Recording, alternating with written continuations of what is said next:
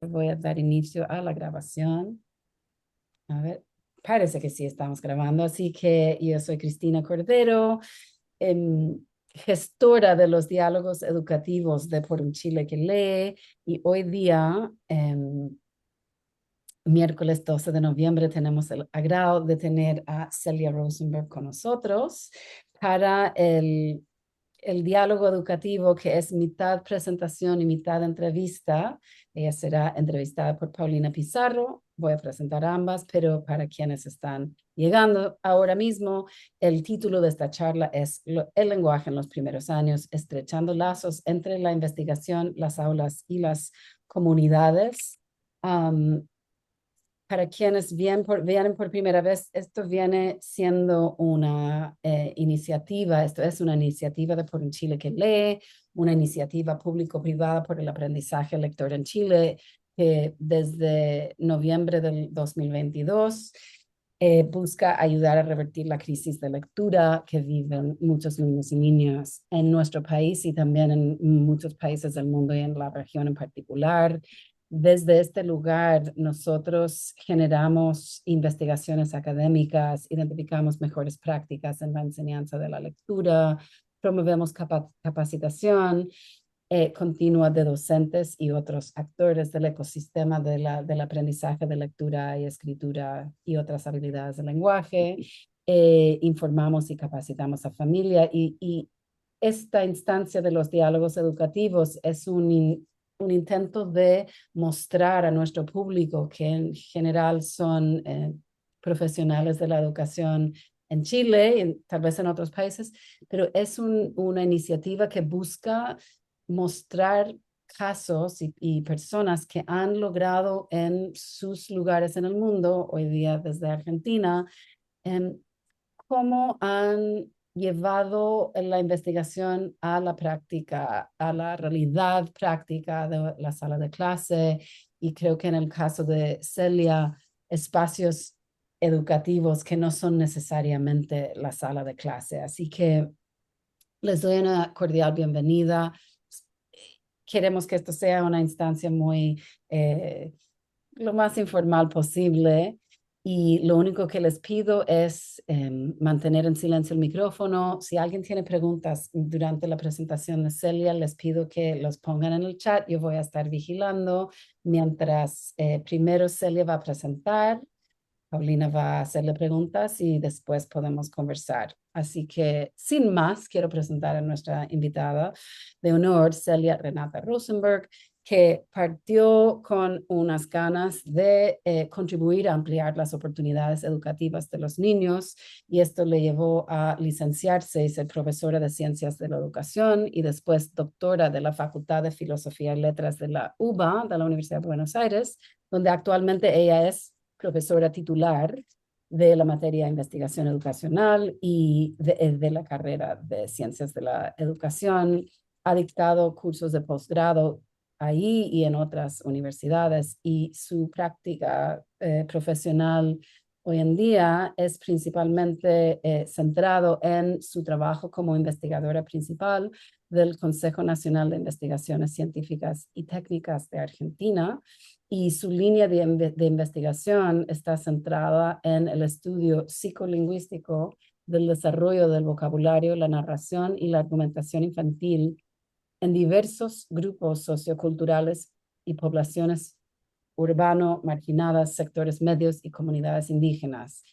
Y creo que esto es dentro del CONICET, ella dirige el Centro Interdisciplinario de Investigaciones en Psicología, Matemática y Experimental, y a lo largo de muchos años tiene una vasta trayectoria realizando estudios y acciones concretas con comunidades, con niños y niñas, con docentes, con padres de familia, y realmente, o sea,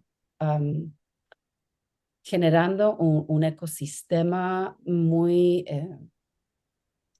poderoso en lugares que muchas veces no tienen acceso al tipo de investigación y buenas prácticas que ella conoce desde hace muchos años. Así que bienvenida, Celia. Muchas gracias por estar con nosotros.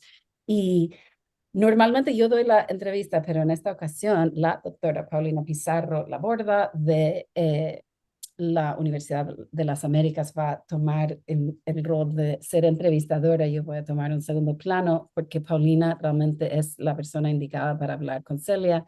Ambas han trabajado juntas y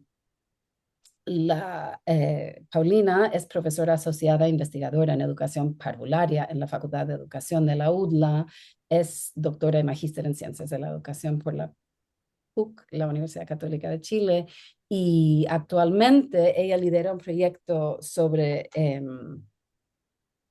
eh, aprendizaje de eh, prelectores y en particular es una investigación que analiza las interacciones lingüísticas entre educadoras y niños de educadoras y niños de kinder en distintos contextos socioculturales. Así que sin hablar mucho más, quiero darle a Celia una cálida bienvenida y gracias a ambas por estar aquí y a Paulina y la UDLA por colaborar en esta instancia. Bueno, no sé, Así Paulina. que, Celia, yo creo que tú ibas a partir con tu presentación y ahí ustedes, Bueno, muchas gracias primero, Cristina, bueno, muchas gracias a Por un Chile que lee por la invitación, muchas gracias, Cristina, por la presentación y, bueno, Paulina, por ofrecerme este espacio. Paulina, dijiste que vos ibas a presentar, a compartir la presentación y yo voy comentándola. No sé si la podés poner en modo. Ahí está. Bueno, muchas gracias. Bueno, como me pidieron y como parte de cómo es mi interés, voy a hablar específicamente, ¿sí? De los procesos de alfabetización temprana, ¿sí? Que nosotros sostenemos que son la base no solo del aprendizaje de la lectura y la escritura inicialmente en la escuela primaria, sino que realmente son las bases de lo que va a ser la vida futura de los sujetos como lectores y escritores, ¿no? Como que todos los aprendizajes importantes, ¿sí? Tienen su germen, tienen su semilla en el nivel inicial. Así que bueno, eso es básicamente el tema y bueno, no voy a profundizar en el contexto institucional porque ya Cristina lo mencionó como muy bien. Así que si querés pasar, por favor, a la próxima slide. Bueno, entonces, ¿por qué, digamos, por qué el foco tan importante en el desarrollo de la alfabetización temprana, el foco en lo que, bueno, en Argentina le llamamos el nivel inicial y bueno, en Chile la educación parvularia, ¿sí?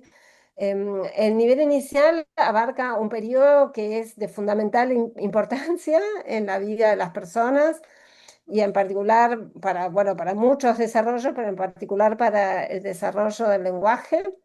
En esos primeros años, de hecho, los chicos aprenden a hablar, sí, concretamente, sí aprenden a contar sus experiencias en palabras, a representar sus experiencias con palabras, junto con desarrollarse conceptualmente, cognitivamente, junto con aprender a participar en las actividades cotidianas, aprenden a hablar acerca de lo que les pasa y aprenden el vocabulario, aprenden formas de discurso y junto con el desarrollo del lenguaje oral, los chicos y las chicas, los niños, ¿sí? Comienzan a familiarizarse con el sistema de escritura, ¿sí? Entran en contacto con el sistema de escritura, se empiezan a dar cuenta, empiezan a conocer cuáles son sus usos y funciones, para qué sirve la escritura, ¿sí? Y cuando participan de interacciones apropiadas, cuando participan de interacciones adecuadas, los chicos también empiezan a comprender cómo funciona ese sistema, ¿sí? Qué representa la palabra escrita, las letras, que representan la forma sonora del lenguaje, que representa la sonoridad del lenguaje, es decir, empiezan a entender lo que se llama el principio alfabético, ¿sí? Que las letras representan los sonidos, al menos en la lengua española, en el español que hablamos nosotros y también por lo menos en las lenguas indígenas que se hablan en Argentina, en todas son lenguas alfabéticas, es decir, que las letras representan los sonidos, es decir, los chicos empiezan a comprender eso cuando participan de interacciones apropiadas. Entonces, todos esos intercambios, que en su gran mayoría son intercambios orales, ¿sí? Que tienen lugar en la modalidad oral del lenguaje, se producen en esos primeros años en el contexto de las familias y en el contexto de las escuelas infantiles, de los jardines maternales y infantes, como les decimos en Argentina, de las escuelas parvularias, como les dicen en Chile, ¿sí? Como la llaman en Chile. Y bueno, a todo ese proceso, a todos esos aprendizajes que tienen lugar en los primeros años, bueno, dan o configuran lo que se llama internacionalmente alfabetización temprana, early literacy, etcétera. También quiero señalar y remarcar, como lo hago siempre, que en estas primeras experiencias, ¿sí? Que dan lugar, que son orales y con la escritura, pero que confluyen en la alfabetización, es muy importante que los chicos perciban y comprendan que la escritura es una herramienta cultural, ¿sí? Que les va a permitir acceder, ¿sí? A los conocimientos producidos por otros grupos sociales y culturales, por ejemplo, a través de la lectura de cuentos o participando en situaciones de lectura de cuentos o participando en situaciones de lectura de textos informativos, es decir, que van a poder aprender de otros, de lo que se hace en otros grupos sociales, pero que también la escritura les va a servir a ellos como una herramienta para producir conocimiento, ¿sí? Que la escritura va a ser una herramienta para representar la propia realidad, ¿sí? No solamente para aprender de otros, sino también para contarle a otros quiénes son ellos, ¿sí? Entonces, en ese sentido, como la escritura, bueno, digamos, uno toma plena conciencia del carácter inherentemente intercultural que tiene la alfabetización, en tanto permite el diálogo entre culturas, ¿no? ¿Podés mover la slide? Bueno, entonces, ¿cómo hacer para precisamente promover, ¿sí? El desarrollo de la alfabetización temprana? ¿Sí? ¿Cómo hacer realmente para que esos primeros años y esas primeras experiencias sean un germen, sean una semilla para la alfabetización? Y entonces, en ese sentido, el planteo es que, bueno, digamos, estas primeras experiencias tienen que ser o tener en cuenta como los siguientes principios, ¿no? El primero de estos principios es que las conversaciones son la matriz del aprendizaje. ¿Sí? Los chicos no aprenden solamente por estar en un ambiente alfabetizado. ¿Sí? No aprenden solamente por estar expuestos a la escritura. ¿Sí? No aprenden solamente, les diría, por participar en situaciones de lectura de cuentos, es decir, porque alguien le lea un cuento a otro, sino que lo que es realmente significativo, lo que importa es la interacción, ¿sí? Que se produce en la situación. Es como el lenguaje, son las palabras que circundan, que textualizan, que configuran la textura de esa situación, más allá del texto, más allá del objeto que se estén centrando la situación del niño, entre el niño y el adulto, es lo que va a dar lugar al aprendizaje, ¿sí? Es esa conversación en donde los chicos aprenden vocabulario, aprenden discurso, donde el adulto o el niño mayor le puede transmitir información convencional sobre la escritura, ¿sí? O puede llevarlo al niño a que reflexione sobre la escritura como herramienta cultural, como dije antes, ¿sí? O sobre cómo la escritura representa la oralidad. Es decir, que lo que importa, todos los aprendizajes tienen lugar en la interacción social, en esa matriz de conversación. ¿Mm? Entonces, ese es un principio fundamental. ¿Sí? No es que la alfabetización emerge sola, ¿sí? Ni que es un aprendizaje, para usar un término un poco más técnico, endógeno, sí que sale solo de adentro, sino que necesita de esa interacción, de esa conversación que es donde realmente tiene lugar el aprendizaje. El otro principio fundamental cuando hablamos de la alfabetización en la infancia, la alfabetización en la niñez, en los primeros años, es la relación entre el lenguaje y el juego. ¿Sí? Los niños pequeños aprenden conversando y jugando, básicamente, como tampoco, digamos, ese es un planteo de la perspectiva sociocultural de Vygotsky, de Luria, también de la perspectiva piagetiana, es decir, los chicos aprenden jugando, a jugando con otros, ¿sí? El juego lleva a que los chicos tengan que planificar una trama narrativa, tengan que negociar la trama del juego con otros, ¿sí? Y en ese diálogo, en esa conversación, ¿sí? El juego tracciona del desarrollo infantil, ¿sí? En esa conversación, el juego tracciona del desarrollo y hace que para que los chicos puedan negociar con otros, puedan planificar con otros, pongan en juego sus recursos lingüísticos. Y al poner en juego, valga la redundancia, en el juego, los recursos lingüísticos los desarrollan, ¿sí? Porque es como una cosa es muy importante tener en cuenta es que el lenguaje se desarrolla usándolo. Es decir, un chico calladito no aprende a narrar, no aprende a fundamentar, no aprende a argumentar, tiene que usar sus habilidades lingüísticas en situaciones compartidas con otros. ¿Y qué más motivante para un niño que jugar?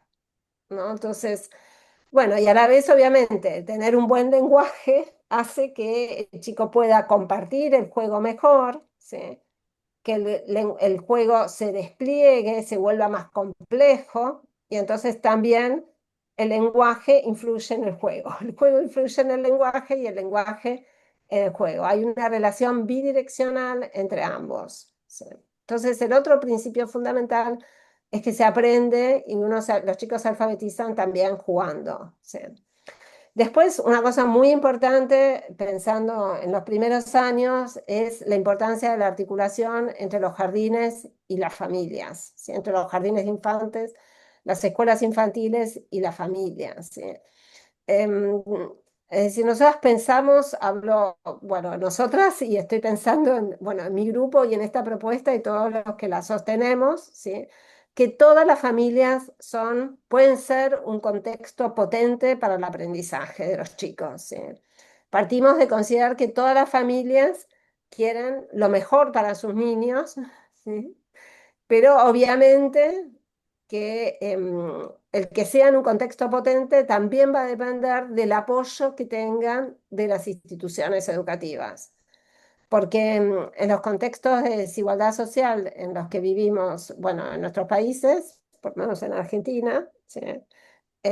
Bueno, todos sabemos que no todas las familias, en todas las familias hay cuentos, en todas las familias no hay libros, no todas las familias han tenido los adultos las mismas oportunidades de alcanzar altos niveles de alfabetización. Entonces, en ese sentido es muy importante que el jardín de infantes o que las escuelas infantiles o la educación parvularia brinde apoyo a las familias.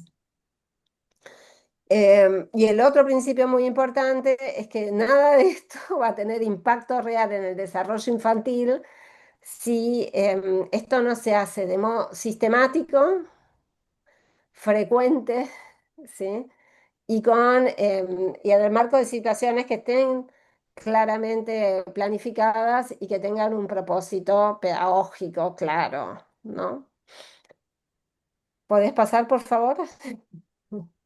Bueno, entonces, nuevamente, ¿qué implica que el germen de la alfabetización, sí, tenga lugar en los primeros años, que es realmente lo que estamos buscando cuando hablamos de alfabetización temprana, qué es lo que buscamos desarrollar.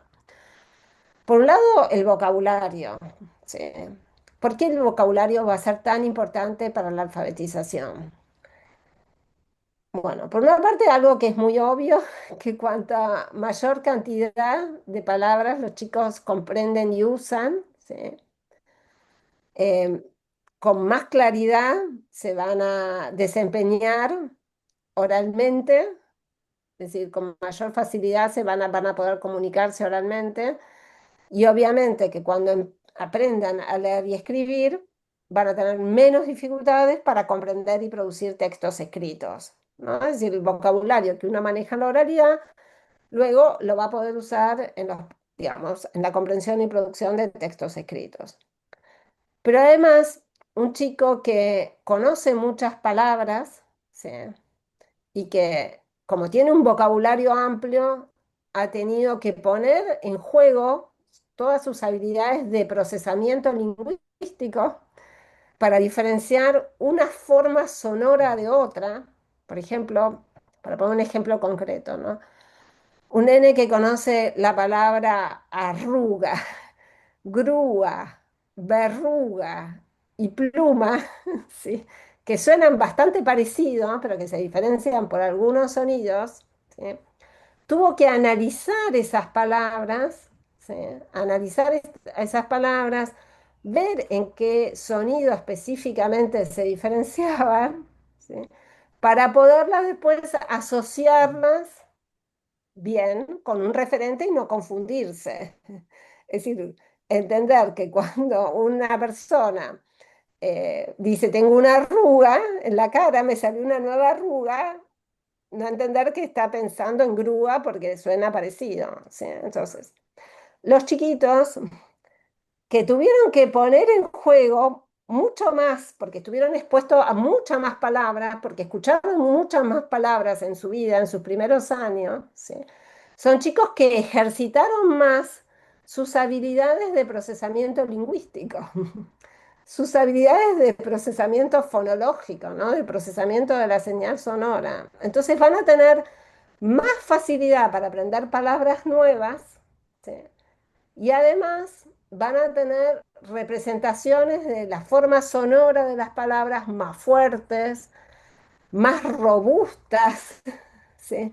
Y entonces van a tener más facilidad para desarrollar lo que hoy en día se llama conciencia fonológica, ¿sí? Las habilidades de conciencia fonológica, que después vamos a hablar un poco más de detalle, pero que son básicamente las habilidades que permiten, ¿sí? Atender a cómo suenan las palabras, ¿sí? Poder deslindar los sonidos de una palabra, esa es la conciencia fonológica. Y va a facilitar después para que los chicos establezcan la relación entre la forma sonora y la forma escrita de las palabras, entre los sonidos que componen las palabras orales y las letras con las que las escribimos, ¿sí? Entonces, el vocabulario en sí mismo ayuda, un chico con un vocabulario amplio, y de hecho la investigación lo muestra, ¿sí?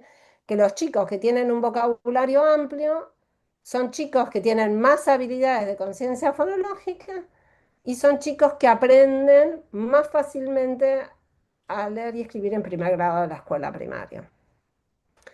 Eso con respecto, no, podés pasar otra vez, perdón, a la anterior, otra vez. Eso con respecto al vocabulario. Con respecto al discurso, obviamente lo mismo, ¿no? Es decir, una persona, un chico que aprende a narrar, a argumentar, a explicar, a describir oralmente, después lo va a poder hacer por escrito. Y sus habilidades de comunicación oral también después las va a transferir a la comprensión y producción de textos escritos. Y el acceso al sistema de escritura, que también se busca o está comprendido entre lo que sería la alfabetización temprana, tiene que ver con lo que mencioné previamente, el desarrollo de la conciencia fonológica, pero también con el conocimiento de las letras, ¿sí? Con el conocimiento del alfabeto y con la posibilidad de inferir las relaciones entre las letras y los sonidos. Todo eso que se puede desarrollar en los primeros años en el nivel inicial y en el jardín de infantes, en la escuela parvularia, etcétera, como lo llamen, ¿sí? es la base de después lo que va a ser la alfabetización en la escuela primaria.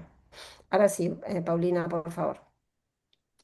Entonces, ¿cómo llevamos a la práctica, cómo operacionalizamos estos principios y ejes de promoción del desarrollo de la alfabetización temprana? Es decir, ¿cómo buscamos que se lleven a la práctica? Entonces, en concreto, hacemos líneas de acción en los jardines de infantes, ¿sí? Que tienen que ver básicamente con la formación docente y con la elaboración de propuestas de enseñanza, que les voy a comentar ahora en un poquito. Em, con digamos, digamos, con la idea también de fomentar la articulación entre la institución educativa y las familias, hacemos talleres de alfabetización familiar y tenemos toda una línea de producción de libros infantiles que les voy a comentar con un poquito más de detalle más adelante. Paulina, por favor. Sí. Entonces, bueno, voy a empezar por la línea de acción en los jardines de infantes. Esto es lo que estamos implementando actualmente en el marco bueno, de los proyectos que hacemos en varias provincias, como una línea que articula, bueno, claramente investigación y práctica educativa, que está articulada con el trabajo con gobiernos provinciales y bueno, que tiene el apoyo también de organismos de fundaciones privadas como la Fundación Pérez Compán y el Instituto Natura. Esta es una línea que, bueno, que hacemos muy sistemáticamente y en ese marco tenemos propuestas que hacemos, digamos, que discutimos con primero con las direcciones de educación inicial de las provincias y con las docentes. Las propuestas son muy sistemáticas, implican una organización de una jornada diaria, ¿sí? Que lo que busca es amplificar, si se quiere, las oportunidades para que los chicos desarrollen vocabulario, discurso, todos los ejes, habilidades de comunicación y acceso al sistema de escritura. Entonces, como pensamos una jornada diaria que se inicia con una situación de intercambio inicial, que con esta lógica de pensar la alfabetización también como una herramienta para que los chicos puedan escribir acerca de su propia realidad, ¿sí?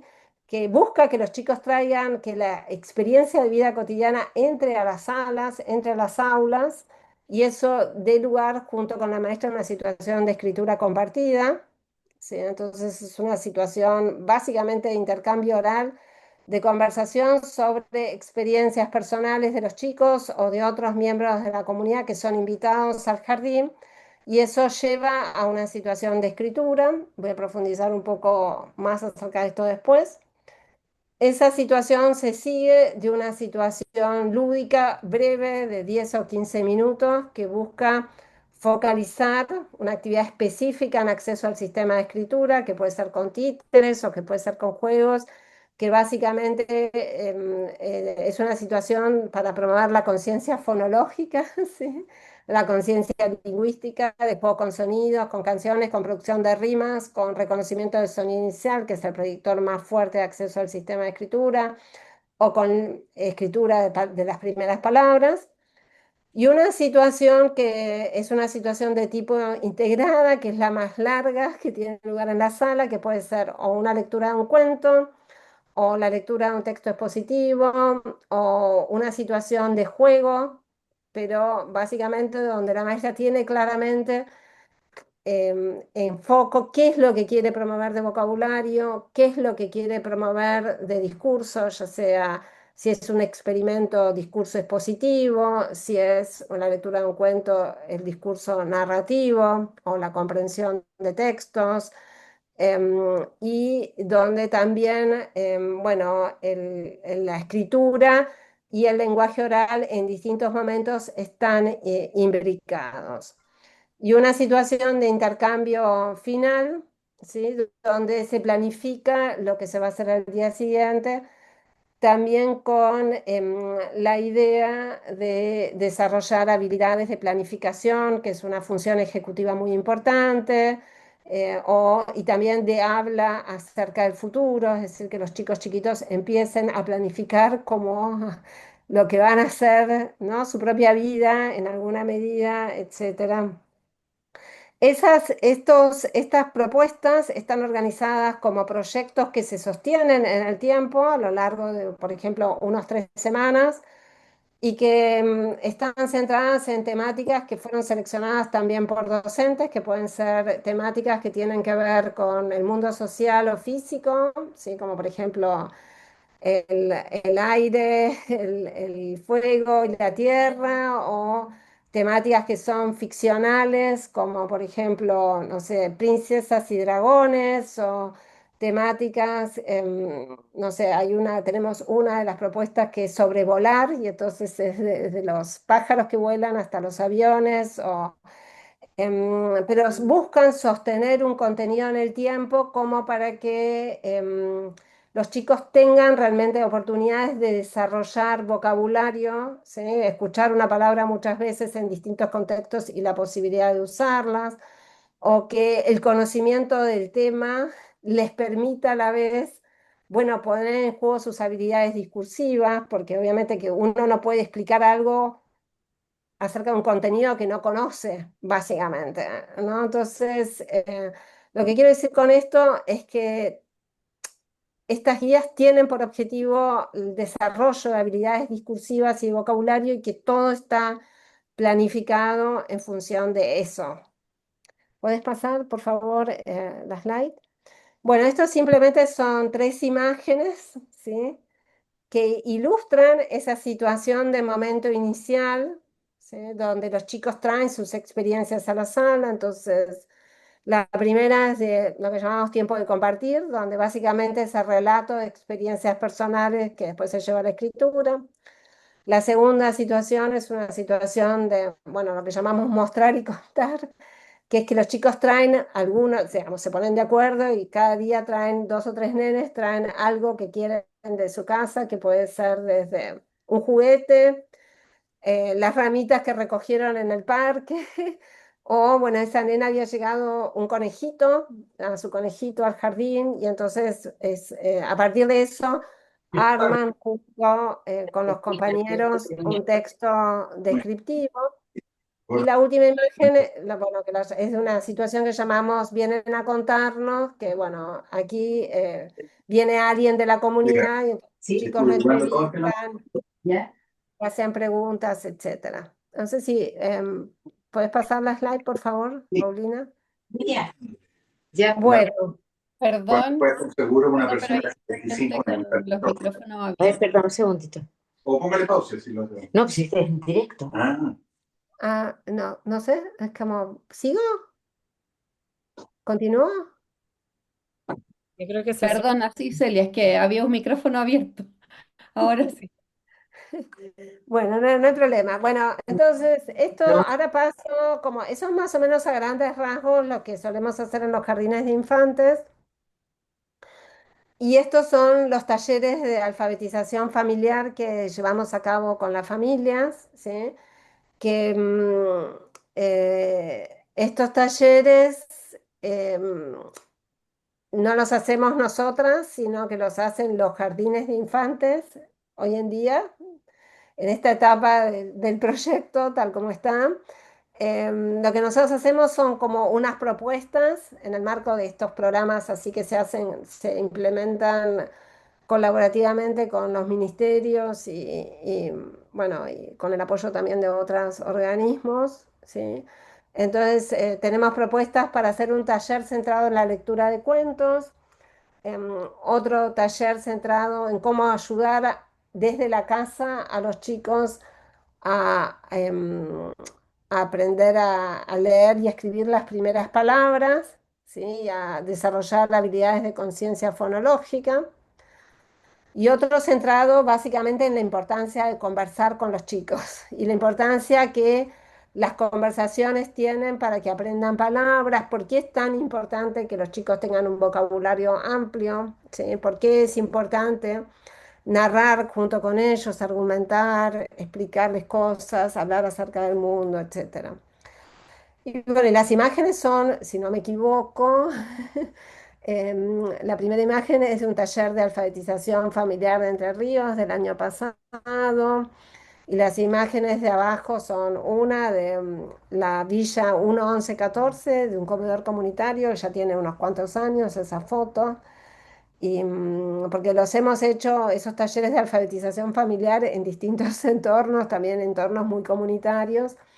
Y la foto con el anciano es en una comunidad indígena que hay cerca de Buenos Aires, que es la comunidad Daviagaiqui, que después voy a mencionar un poquito más adelante. ¿Puedes pasar la slide, por favor? Bueno, ahora voy a hablar un poquito de la línea de libros etnográficos, de esta producción de libros infantiles que venimos haciendo ya también. Es una línea que venimos desarrollando hace muchísimos años y que, bueno, voy a explicar un poco en qué consiste en general los libros etnográficos y luego como más específicamente los que tenemos para alfabetización temprana. Entonces, para explicar un poco en qué consisten, en realidad estoy tomando un ejemplo de un libro que es Las aventuras de Ernestina, Huacagnia y Pablo, el que están ilustrados aquí, que es un libro que hicimos en el marco de un proyecto ahora con UNICEF y la Fundación León y OEI,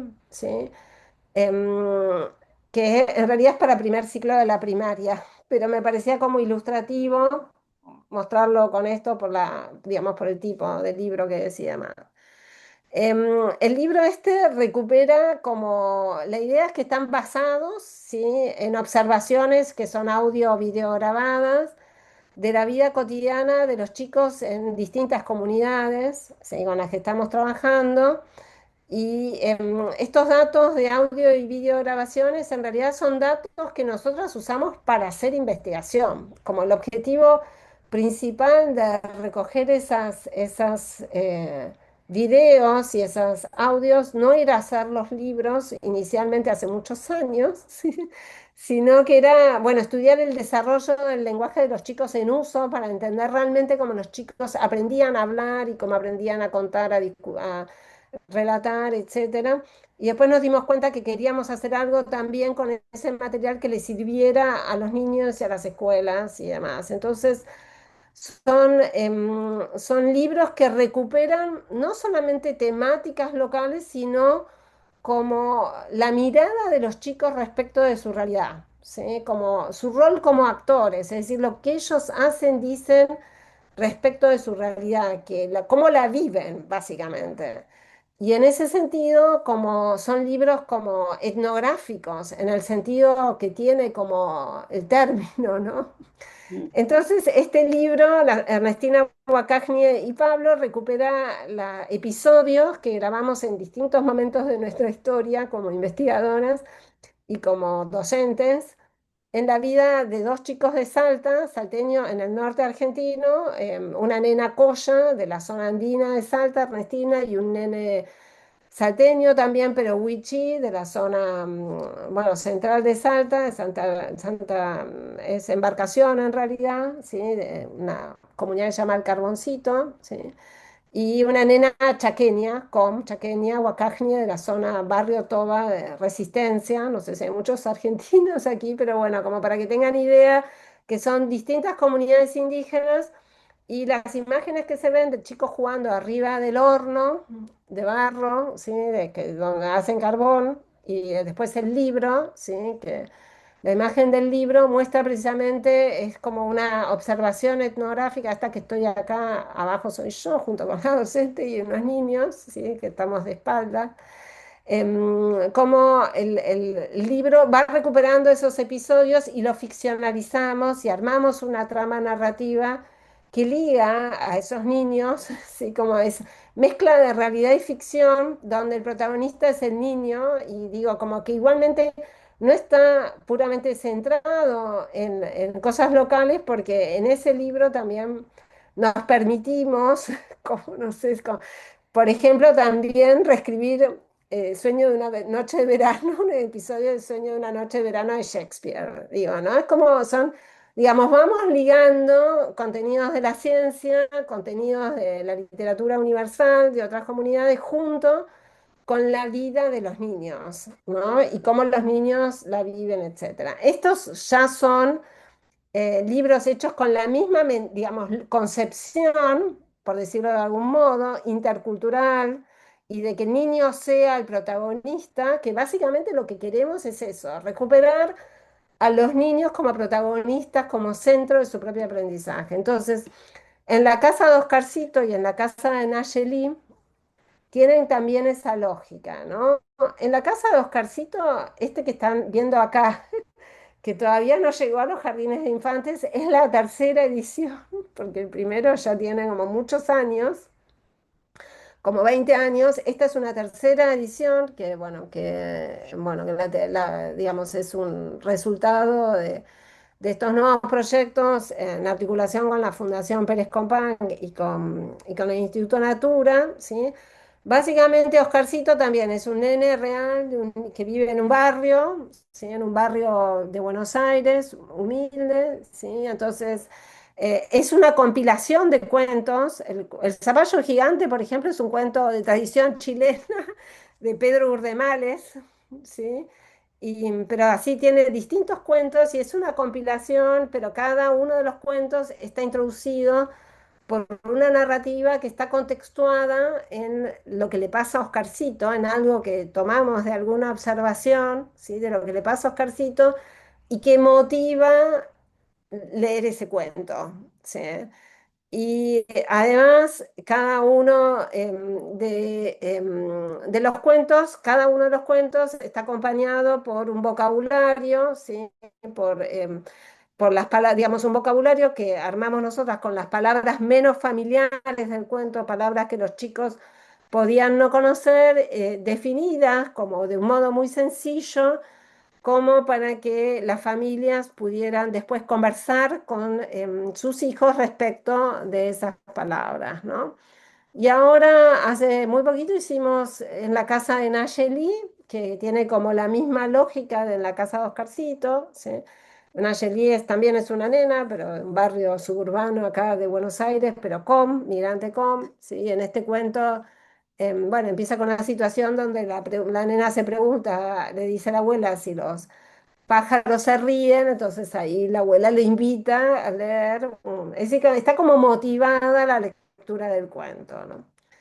Después tenemos otros libros, por ejemplo, Dani, que son dos libros de cuentos en imágenes para chicos que también migrantes o chicos, en realidad lo hicimos para niños indígenas, pero también puede ser usado para otros niños, que están diseñados para que los niños que no hablan español como primera lengua puedan aprender primero a hablar la lengua antes de escribirla, o por lo menos aprendan un poco la lengua en el jardín y entonces estar acompañadas de unas guías con propuestas de enseñanza que hizo una persona en mi equipo que es especialista en enseñanza del español como segunda lengua, que es Gladys Ojea. Después está la otra serie que se llama en la serie, en la comunidad Davyagaiki, ¿sí? Que son tres cuentitos, el abuelo Valentín, los nietos de Ramón y en la casa de Ana, que también son libros para promover la alfabetización temprana, pero en un contexto donde los chicos, si bien Ana, digamos, se socializan en español, hablan en español porque son tercera generación de migrantes indígenas en Buenos Aires, es decir, que ya hablan español. Las familias quieren que no se pierda la lengua, todos queremos que las lenguas indígenas no se pierdan porque son patrimonio de la humanidad, ¿sí? Y entonces, como introducen el pero como una segunda lengua, ¿sí? Entonces los cuentos tienen el texto más extenso en español y un texto más sencillo en y entonces los libros tienen como esa doble función de promover la alfabetización temprana y la revitalización de la lengua indígena. ¿Y podés pasar, por favor? Y bueno, simplemente para comentar también, por también como un detalle, pero más bien ya como lo mencioné, que estos libros, obviamente que están hechos en un contexto, para un contexto particular, pero como estrategia pedagógica, puede ser transferible, ¿sí? Y adaptada a situaciones diversas, ¿sí? Y entonces, por ejemplo, lo que tienen a la derecha, The Stories of Talam, ¿sí? Las historias de Talam, es una adaptación que hizo la oficina de UNICEF en Siria, ¿sí? En Siria, de nuestro libro Los cuentos de Oscarcito, digamos, lo había editado UNICEF en Argentina, UNICEF Argentina durante la pandemia, y la oficina de UNICEF en Siria lo adaptó para los niños que estaban en esos campos de refugiados, e hizo una versión en kurdo y una versión en árabe, es decir, que son estrategias absolutamente transferibles.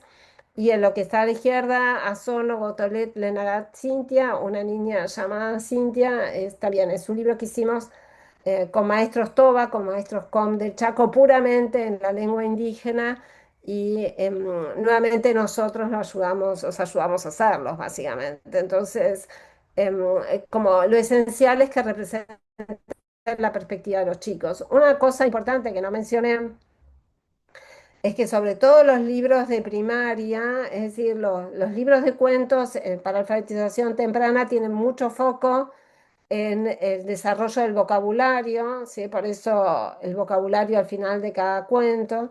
Y los que hemos hecho para primaria están todos acompañados por libros de actividades que retoman las palabras del texto del cuento y realizan, para que los chicos después realicen actividades de conciencia fonológica, escritura de palabras, comprensión de textos, etcétera, ¿no? Eh, bueno, y esto por último es una aplicación que hicimos que se llama Wona Cuentos, que Wona quiere decir tenemos, es decir, que tenemos cuentos. Es una aplicación que se descarga gratuitamente del Play Store de cualquier teléfono Android, ¿sí? Y que tiene por objeto promover la alfabetización temprana. La empezamos a hacer durante la pandemia, ¿sí? Bueno, como para no perder el contacto con las familias y con los docentes con los que veníamos trabajando, ¿sí? Y luego logramos hacer la aplicación.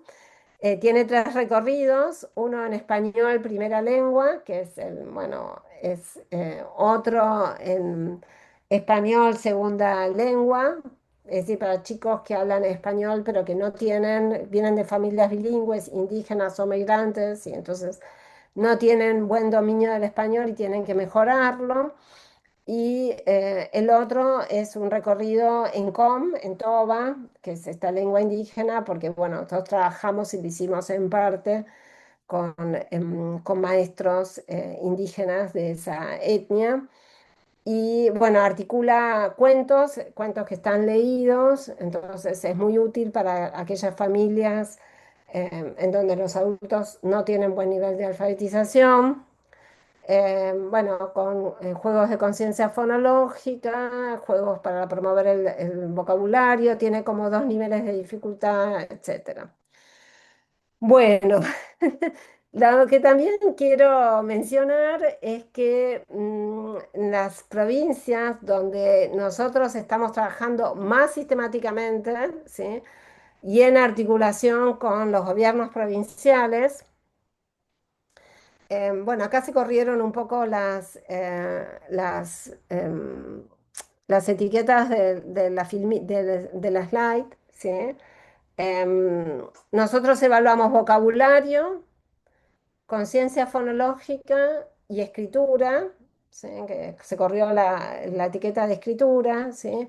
Y lo evaluamos con una prueba que tiene un formato lúdico, em, que se implementa en una tableta y que tiene un personaje que es esta nena, que es Nayeli, ¿sí? Entonces es una prueba muy sencilla donde el chico escucha una consigna del personaje y tiene que tocar la imagen que corresponda. En el primer caso, bueno, en el caso de vocabulario, tocar el avión, tiene que tocar el avión. Bueno, en el caso de conciencia fonológica, tiene que tocar la imagen digamos, que cuyo nombre empieza como igual al del modelo, ¿sí? Entonces olla tiene que tocar la oveja y no el limón. y en la de escritura tiene que tocar la letra que falta para que diga la palabra que escucha y que ve el dibujo, ¿no? Es una prueba que lo que es una evaluación que se corrige de modo automático y que la estamos implementando a gran escala. Ahora les voy a decir, pero estamos evaluando aproximadamente este año más de 10.000 chicos en distintas provincias de Argentina. Les voy a contar ahora un poquito más en detalle eso.